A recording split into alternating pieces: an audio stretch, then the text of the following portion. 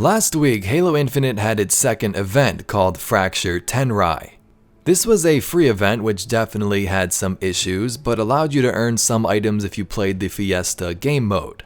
Today we are going to discuss the lore behind Fractures themselves and specifically the Tenrai event, the story behind some of the armor and designs and how all of this came to be. So if you enjoy the story of video games, we're going to take a dive into this Halo information in today's video.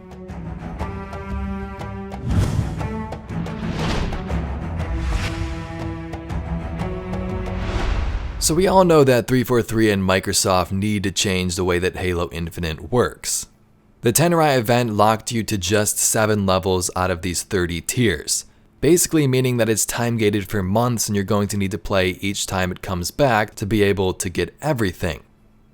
Now they have done some changes to the battle pass, like giving us more XP for your first, I believe, 7 matches or something like that, but despite having this rough start with the event, I wanted to deviate from that a bit and discuss the lore and backstory behind what Fractures are in the Halo universe. This information comes from a Halo Waypoint post which will be linked below. They say one of the things you might be immediately curious about is how the items seen in various Fractures relate to the core canon of the Halo universe.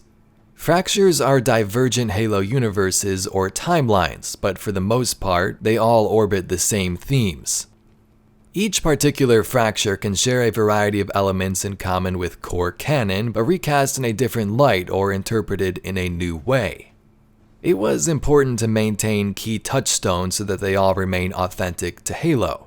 Whether the fracture happened to have dragons or was simply a twisted timeline that saw a markedly different outcome. So this is actually kind of cool. You can think of this kind of like the Marvel movies, how like one superhero has his own battle in this city, but all of the other characters are still out there doing their own things. In terms of Halo here, there's different timelines they pull from, but want it all to relate together in some way to feel authentic. The first fracture we had was called Fracture Tenrai. This is where blessed suits of Yoroi armor are forged using ancient Karakuri art from the raw energies of the land, each handcrafted for eager young samurai of unimpeachable honor to defend their clan and lands from the barbaric Covenant invaders. This is an example of the world-building seed used to inspire a particular fracture theme, a small overview that gives a flavor of what's possible in this alternate reality.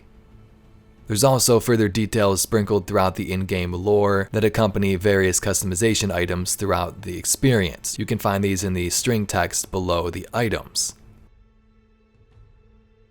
Embroiled in bitter clan wars for generations, the warlords of the Tenrai Fracture now stand united against the invading Covenant barbarians.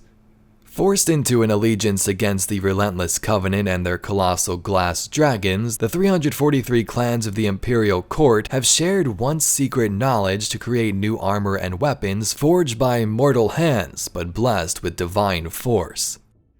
It is through these new tools of war, unimpeachable honor, and peerless skill that the clans will fight and win against the invaders, and also to reclaim the 7 provinces lost their depredations.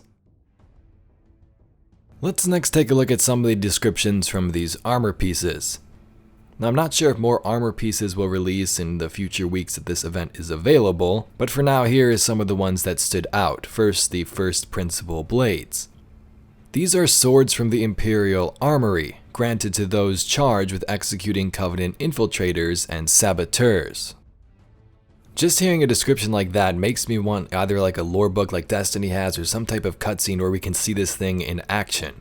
Sure, you have the energy sword, but picture Spartan samurais charging the battlefield with blades like these instead of their own weapons. Associated with samurai commanders, the Khan Mage Corbuto incorporates the Aiki Harmony Weave for coordinating with distant warriors. So it seems like this helmet allows you to communicate with other Spartans in the battle from a long distance. If you're familiar with Destiny, maybe like the Scions where you communicate with your minds. For the Windblown Mask, it looks kind of the same, but it basically allows the wearer to filter and breathe air, which is befouled by the Covenant's domination spires. And lastly, it appears these samurais have different ranks. This one says worn by samurai commanders and those who aspire to leadership. So again, it'd be really cool if these had like lore tab where you can read different stories about the Spartans and specifically the samurai, but that would also be a lot of work considering how many pieces are currently in the game and how many they plan to monetize, I guess. Anyway, that's all I got for today's video, a little intro into who the Tenrai were, these samurais. If some more information releases in the future weeks, I may make another video, but that's what we got for now. If you'd like to see some Halo Infinite and Destiny content, be sure to subscribe to the channel. Anyway, I thank you very much for watching. My name's Evade, and I'll catch you all in the next video.